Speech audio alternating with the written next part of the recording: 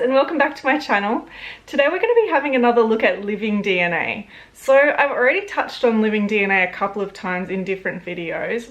One of them I had a look particularly at the ethnicity estimates, and another video I did a walkthrough of their website and how to use it. Unfortunately, about a week after I filmed that video, LivingDNA updated their website and everything was different. So so the results were the same, but everything just looks different. So I've decided to do an updated video. So in the past, I've taken the LivingDNA DNA test. The kit is here. That was several months back, and although the results are the same, they've updated their website so things kind of look a bit different. And recently they also did an update, so everyone who's already done a test will be notified about their updated results. I think this has been coming out really slowly, so some people have had theirs for a while. Mine only just came out last week, and presumably some are still coming. They've also added in a wellness test, so you can either purchase the wellness test now, or if you've already done a test with them, you can just upgrade to the wellness test if you're interested in that sort of thing. Personally, I'm not really, but it did give me two free sample wellness reports, so they were kind of interesting. I'll go into them during this video, but yeah, if you're interested in the wellness side of things, they're also offering that now. Previously, I said that the LivingDNA test was best for people with European ancestry, and more specifically people with ancestry from the British Isles. That's because they have a really detailed breakdown of sub-regions within the British Isles. So if you're not from the British Isles, I said it wouldn't really be so much worth it because you wouldn't get as much out of this test. But if you were from the British Isles, the sub-regions were unparalleled. I didn't see that in any of the other testing kits. However, recently they've also added 72 African regions. This happened last week. So now if you have African ancestry, it would also be particularly interesting to take. I think this test would be really applicable to people like African Americans and European Africans, people who maybe aren't currently living in Africa, but they're interested in their ancestry, particularly people who are maybe descended from slaves and have had that sort of a break in the memory, living memory. So people may not know particularly where in Africa their ancestors came from, and that test would be really good for that. Since the African bit didn't really apply to me, I'd be really interested to hear from anybody who does have African ancestry and who has taken this test and whether they found it helpful or not.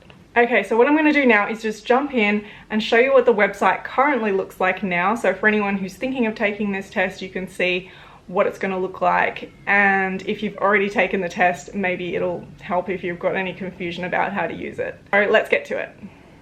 Okay, so here's the LivingDNA homepage. And what I'm going to do is click on login and pop in my login details. You'll need an account to do this, obviously. So this is the new look dashboard.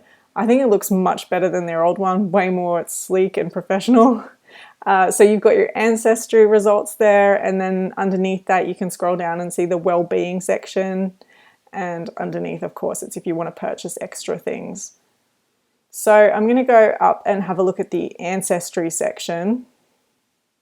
So if I click on my recent ancestry, that'll give me my ethnicity estimate, and you can see the breakdown. It's incredible. As you can see, I've now just got 100% Great Britain and Ireland, which breaks down into really specific regions in the British Isles, which is amazing if you have ancestry from there. And then on the right-hand side, you can see there's a map that has the different sort of regions that I have. The different colours correlate to the regions shown on the left-hand menu.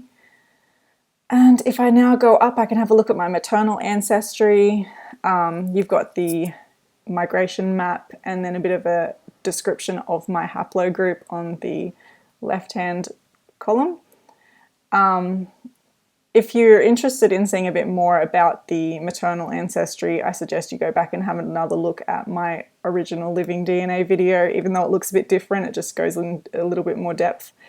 And then there's my coverage map. All those percentages are just the amount of people in that region who match my personal haplogroup. So it's not like a breakdown percentage that's going to add up to 100%. I'll explain that again in my other video if you're interested. So then I can look at matches, and I've only actually got one match on this. I imagine that's other people probably have a lot more, but if you're interested in connecting with people who you're related to, that's where you would do that. Now, if I go back to the dashboard, I can scroll back down and have a look at my well-being results. Like I said, I never did a well-being test, but they've given me sort of 2 results for free just to have a look at. They test for so many different things, as you can see, but I don't have access to those. I do have access to vitamin D and maximum strength. So vitamin D, my results came back as regular, which just means that I absorb vitamin D completely normally like anybody. Just keep in mind, this isn't going to tell you if you have low vitamin D or high vitamin D. It's only going to tell you the likelihood that your genetics sort of contributes to any kind of problems there. So there, you've got maximum strength. Apparently I have increased maximum strength and power performance, which to me is hilarious because I just moved house and I have weak, bony little girl arms that can't really lift anything. So that isn't something that's come true in my genetics, though perhaps it says that I have a latent ability. But you can scroll through these and see that there's different tests that you can apply to different things. So weight management, energy, eating, things like that. It's just keep in mind, like I said, that it's not telling you anything about yourself except your sort of genetic potential. So just like you can carry a gene for a disease but not actually have that disease, the same goes for these. You can carry a gene for something and it's just going to say maybe you're more or less likely to have this sort of ability or this problem, but it's not an absolute. Okay, that's about it. So thank you so much for watching. I hope that was all helpful, and if you have any more questions, please feel free to put them below in the comment section and I'll try to reply to them. Also, please make sure that you hit the subscribe button and like this video if you enjoyed it. I hope you're having a good one whatever you are doing, and good luck with your research. I'll see you soon in my next video. Bye!